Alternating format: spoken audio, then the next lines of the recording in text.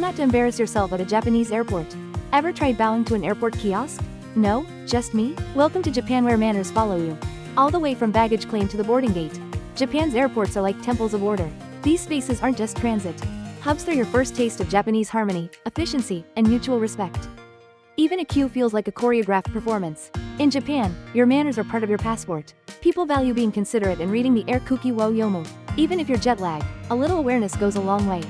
Line up quietly, don't block pathways, use your inside voice, and if you're using a luggage cart, treat it like a sports car, smooth and in control. Think of a Japanese airport like a library in motion.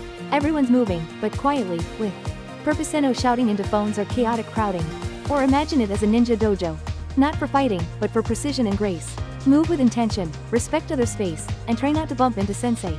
Security checks, boarding lines, and train platforms inside airports are prime spots to practice your manners. No loud music, no sprawled luggage. Land in Japan like a pro. Mind your manners, and you've already taken off in the right direction. Follow for more Japan etiquette tips.